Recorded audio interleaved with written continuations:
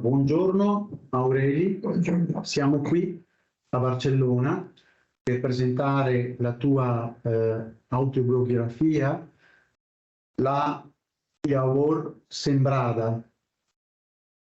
È stata presentata ieri al Siemen con la sala piena e con ospiti autorevoli che hanno presentato il tuo libro, una giornalista diciamo della televisione spagnola, ma catalana, e un grande sociologo importante qui di Barcellona. E la tua autobiografia è un'autobiografia che ha pochi riferimenti alla vita privata, e questo significa che tu hai avuto un ruolo pubblico. Un ruolo pubblico sicuramente di ponte tra le minoranze, uniti fa la forza. E poi un ruolo di suggeritore per i partiti catalani autonomisti e indipendentisti per superare le divisioni elettorali, la contrapposizione, la concorrenza tra loro, perché qui a Barcellona, in Catalogna, i partiti seguono la società civile, e quindi l'Assemblea Nazionale Catalana e Òmnium hanno milioni e milioni di iscritti e guidano i partiti autonomisti, ora per la gran parte indipendentisti, a cercare di avanzare l'autodeterminazione del popolo catalano. Ecco. Quindi hai avuto questi due ruoli sicuramente, di ponte tra le minoranze e di suggeritore ai partiti catalani, quindi un ruolo pubblico importante. È così? Ti riconosci in queste due prime fotografie? Sì, ma con un punto che mi sembra che bisogna sottolineare. Sempre ho parlato, io mi sono presentato come apartidista, membro della società civile, per il ruolo che ha questa società civile. Ma ho detto sempre che la nostra lotta non è una lotta per, non so, per cambiare la Spagna. La nostra lotta è per essere presenti nella costruzione europea. In questo momento l'Europa si fa attraverso gli stati che emarginano proprio i popoli che considerano minoritari. Allora, quello che io difendo è questi partiti che vogliono l'indipendenza è per diventare più integrati dentro dell'Europa dei popoli. Ecco sempre la prospettiva europea. Allora, nella presentazione ieri 29, mercoledì 29 novembre al Siemen, l'importante sociologo Salvador Cardús ha detto che il tuo libro spiega tutto il percorso della Catalogna, diciamo dagli anni 50 fino ad oggi. E quindi è vero questo, e poi ha spiegato però anche una cosa molto particolare, ha accennato, cioè che in questa storia, in questo percorso della Catalogna, un ruolo molto importante ha avuto, potremmo dire come a volte dici tu, curiosamente, il Tribunale Costituzionale. È un ruolo non positivo. Sì, cioè quando si è fatta la Costituzione spagnola nel 78, quelli che hanno pensato nella necessità di fare un tribunale costituzionale era soprattutto per far avanzare la Spagna verso la democrazia. Infatti il tribunale costituzionale, che è creato dai partiti politici e soprattutto l'attuale tribunale costituzionale, ancora è erede della scelta fatta dai PP, il Partito Popolare, cioè di destra. È un tribunale di destra. E quello che fa è soprattutto impedire lo sviluppo democratico che era il ruolo, cioè il ruolo contrario a quello per il quale è stato creato il tribunale. Perciò c'è questa contraddizione. Allora, quando un partito vede di destra soprattutto si rende conto che si fanno a passi avanti subito, fanno la denuncia al Tribunale Costituzionale e quasi sempre vincono. Allora questo per noi c'è bisogno di un cambiamento radicale. Un esempio, il Parlamento catalano negli anni prima del 2000 ha elaborato una riforma dello Statuto di Autonomia. Questo Statuto di Autonomia è stato poi discusso al Parlamento e dopo il Parlamento catalano al Parlamento di Madrid. Dopo il Parlamento di Madrid si è fatto il referendum, cioè il referendum è la massima espressione della democrazia. Ma qualcuno ha detto questo non ci piace e ha fatto la denuncia al Tribunale Costituzionale, il quale ha preso il ruolo politico di dire questo mi piace, questo non mi piace. Allora ha tagliato le cose che erano più avanzate di questo. E lì 300 punti, in 300 punti. Lì la gente, io direi la gente, il popolo, dice questo non funziona. E lì, quel momento, secondo le statistiche, scusa, il 15% della popolazione catalana era per la indipendenza. Da quel momento è cominciato a crescere i favorevoli, siamo arrivati a più del 50% che vogliono l'indipendenza, cioè che non accettano questa intromissione del Tribunale Costituzionale. E soprattutto dicono che questo non è uno Stato democratico, quando il ruolo di un tribunale vuol superare il ruolo che ha la politica. E perciò noi siamo contro questo tribunale, non per l'idea del tribunale, ma il modo di agire. Infatti il mio maestro De Vergottini, che tu hai conosciuto, che è venuto qui a Barcellona nei convegni che abbiamo organizzato come Storia, come Siemens qui a Barcellona, aveva scritto un libro nel 78, Una Costituzione democratica per la Spagna. Però ecco, qui è il punto, che ci sono dei residui di franchismo. Per esempio la struttura dello Stato, no? Qui c'è un re che nessuno ha votato mai. Non si è fatto un referendum se si vuole questo. No? Si è accettato una decisione della dittatura di Franco. Allora noi non riconosciamo questo re come un re democratico. Infatti gli interventi che ha avuto questo re attuale sempre sono stati contro i militari. E quando viene qui evidentemente non è ben ricevuto. Tra l'altro ricordo, perché ho partecipato anche a un anniversario della Crida, sempre al Siemen, e che una delle cose che faceva la Crida, sempre proteste pacifiche, non violente, era quello di fischiare il re e oppure di mandare aeroplanini all'aeroporto di carta, riempire di aeroplanini di carta in catalano l'aeroporto. Sì. Però proteste pacifiche, anche quello di fischiare il re, fischiarlo solo. Quando tu parli della Crida, è stato il primo movimento popolare importante dopo la dittatura, cioè il primo movimento popolare della democrazia. Poi è venuto un altro movimento dopo la riforma dello Statuto fatta dal Tribunale Costituzionale, fatto la piattaforma per il diritto a decidere. Cioè si pensava già di applicare il principio del rispetto al diritto all'autodeterminazione. E ormai c'è un altro movimento ancora più grande che si chiama Assemblea Nazionale Catalana. Questa assemblea, quello che fa con tantissimi migliaia di persone è milioni. fare delle manifestazioni chiedendo l'indipendenza.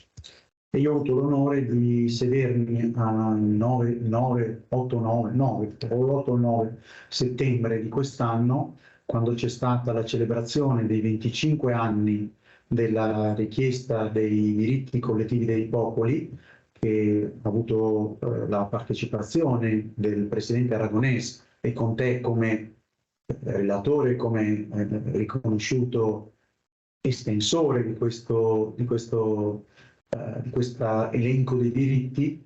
e ho avuto l'onore di sedermi a fianco a Jordi Sanchez, che è anche un tuo allievo, potremmo dire, se così mi permetti di sintetizzare, e che è uno di quelli che ha subito una condanna ingiusta per aver in una manifestazione pacifica contro la polizia che stava sequestrando le schede e i computer nelle consiglierie, nelle sedi degli assessorati, dei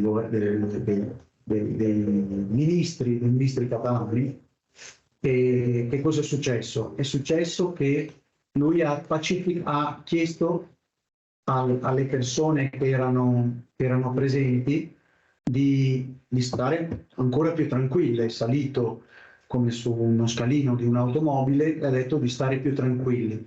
Si può vedere il vocale, si può sentire l'audio, ma l'audio non è stato accettato in tribunale, è stato condannato, non mi ricordo se a 9 anni di prigione, e tu sei stato una delle persone che ha potuto andare a trovarlo in carcere dopo che l'avevano messo all'inizio, mi pare addirittura in Andalusia all'inizio, o comunque a Madrid. Poi l'hanno trasferito in Catalogna e adesso gode, per dire, di un indulto. Ma in questo momento, nelle ultime elezioni, siccome Sanchez non aveva la maggioranza, ha chiesto l'appoggio dei partiti indipendentisti catalani e questi partiti hanno chiesto, più che chiedere, hanno esigito l'amnistia, cioè non l'indulto, ma dimenticare tutto. Ne parliamo di questo dopo, perché continuiamo sul libro e parleremo proprio del governo, in una seconda parte dell'intervista, del governo che io ho chiamato, ma mi pare che non sia chiamato da nessuno così, quindi forse un errore, Sánchez-Puigdemont, però è forse un entusiasmo. Sì, perché a Sánchez gli mancavano 7 voti, questi 7 voti erano il partito del quale Puigdemont, ex presidente della Generalitat, è il capo. È leader. Allora, adesso vediamo invece anche che cosa ha detto la giornalista. Ecco, ovviamente questa intervista è dedicata alla presentazione che è fatta al Siemen, perché noi intendiamo invitare Aurelia Gemì nel nostro corso di geopolitica, che sarà il 28° corso di geopolitica nel 2024, per parlare del suo libro, per studiarlo, per discuterlo insieme a lui. Qui stiamo solo riferendo un po' del clima e della presentazione del suo libro qui a Barcellona, al Siemen.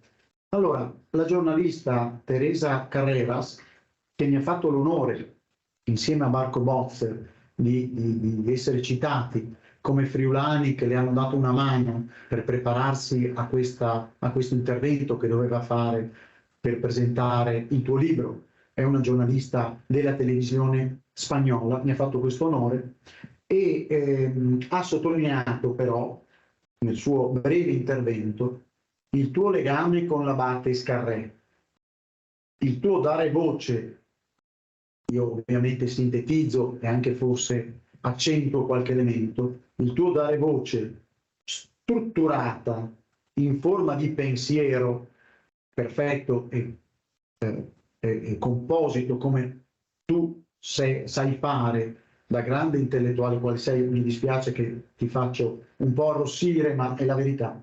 E quindi tu hai dato voce strutturata in forma di pensiero alle sue intuizioni profetiche dell'abate Iscarré. Ecco, vorrei chiederti qualcosa, perché poi nel libro c'è molto di questo, ma vorrei chiederti qualcosa anche del tuo rapporto con l'abate Iscarré, e voglio sempre ricordare un aneddoto. Ecco, questo anche per invogliare a comprare il libro.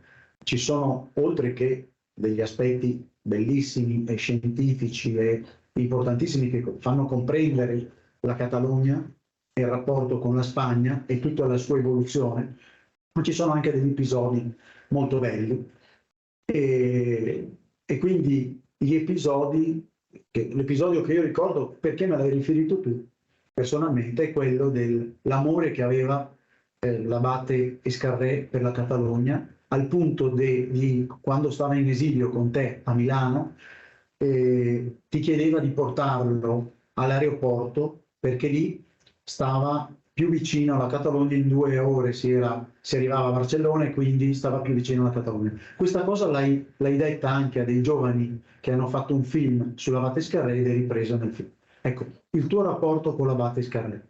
Cioè, l'abate Escarré è stato lui un ecclesiastico molto importante nel contesto del franchismo, perché Montserrat è un monastero di abate benedettino di Montserrat, è molto importante come monastero e come santuario.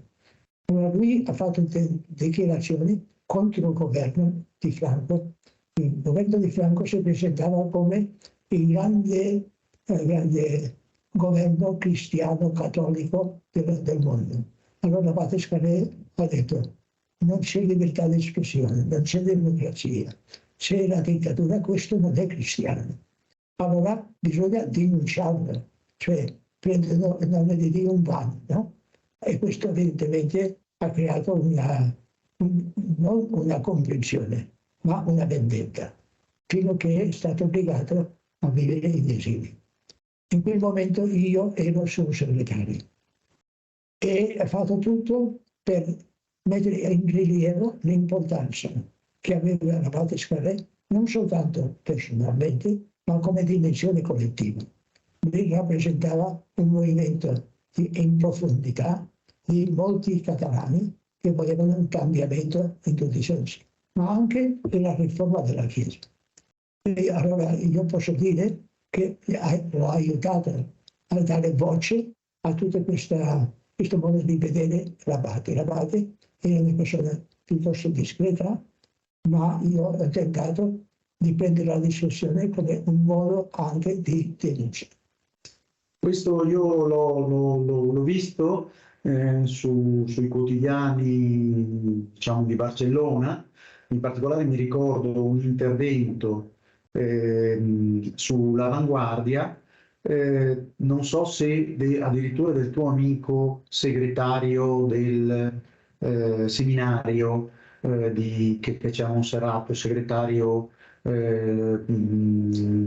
diciamo degli aspetti formativi che ci sono nel monastero, un intervento che è stato fatto quando Convergenza e Unió, che è quando c'era il governo qui di Convergenza e Unió, c'era un consigliere alla sanità che ha detto che la malattia che uno ha è colpa sua perché non si alimenta bene, perché non fa sport, perché non prende le medicine. Sono intervenuti 2 monaci di Montserrat dicendo che il partito Convergenza e Unió ha anche una componente cattolica cristiana ed è inaccettabile che un consigliere di questo partito dica queste cose che sono contro il Vangelo. Questo è il ruolo del monastero di Montserrat che tutta la borghesia catalana, anche atea, vuole molto bene. Tant'è vero che è bello perché c'è un grande movimento di donazione al museo di Montserrat da parte, diciamo, di tutti i catalani che quando nel testamento lasciano delle opere d'arte. Sì. Montserrat è diventato un referente, ma non soltanto adesso, storicamente. Storicamente. Per esempio, no? Voi conoscete Sant'Ignazio, il fondatore dei Gesuiti, si è convertito a Montserrat e non era catalano, ma Montserrat per lui era il posto per trasformare la vita. Ma per molti catalani è stato così. Il primo raduno dei catalani dopo la guerra civile è stato a Montserrat nell'anno 1947. Prima volta che ho visto la bandiera catalana, perché tutto era vietato. Allora Montserrat è stato un punto di riferimento per aiutare ai catalani a fare passi avanti verso la liberazione in tutti i sensi. Quindi, grazie Aureli, e diciamo che volevo ricordare anche, ma poi di tutte queste cose parleremo ovviamente per il pubblico friulano, per il pubblico italiano, quando ti inviteremo probabilmente marzo-aprile a Pordenone per delle presentazioni, a Udine cercheremo di farne 2 o 3 senza affaticarti troppo. E allora volevo ricordare l'aneddoto della nascita del Siemen che ci hai raccontato ieri sera e i primi finanziamenti. Sì. Io ricordo quando ho pensato al Siemen, la prima città ho pensato che forse il Siemen poteva essere importante, era Milano, io ho vissuto a Milano. Ma ho visto subito che era molto difficile piantare un seme senza mezzi, soltanto per la volontà. Bisognava avere dei mezzi anche economici. E a quel momento avevo come segretaria una ragazza che era stata accusata con il suo fidanzato e mi ha chiesto, io ero monaco, di sposare. Io ho detto, guarda, lei mi ha detto, il giorno del matrimonio ci sarà molta gente, tu fai una predica chiedendo soldi. E ho detto, questo io non lo farò. E il matrimonio, dopo il matrimonio, il papà di lui ha saputo questo e dice, io sono il croupier del casino di campione d'Italia e gli regalo 100 franchi svizzeri per andare nel casino a giocare, così per scherzo. E lei, la ragazza, ha detto io ti accompagno. Invece il marito non poteva perché era figlio del croupier e non poteva entrare nel casino. E siamo andati, lei e io. E abbiamo cominciato a dire, bene, per essere più presenti bisogna giocare bianco e nero, non la roulette, che si gioca una volta, si perde o si guadagna. E sempre si pensava, sempre. E siamo arrivati a 1 milione di lire. E Era molto in quel periodo lì, era abbastanza. Sì, abbastanza, sì. E allora ci siamo guardati, giochiamo, che almeno abbiamo 35 volte più 1 milione, 35 milioni. E tutti e due, va. In quel momento che lo dava a giocare, è saltato il marito che ci osservava all'esterno, dice, ci è preso tutto di fuori. E siamo andati fuori, si va, sì, perché quando si perde, si perde. E normalmente uno che non sa giocare perde. Allora, quel milione, cosa faremmo? Ci finanziamo insieme. Ed è partito così, i primi finanziamenti. Chiudiamo qui questa intervista e passeremo ad un'altra intervista invece dedicata ai rapporti tra la Catalogna e la Spagna nel nuovo governo Sánchez, terzo governo Sánchez, che a me piace chiamare Sánchez-Puigdemont. Grazie Aureli, alla prossima intervista che inizierà fra poco.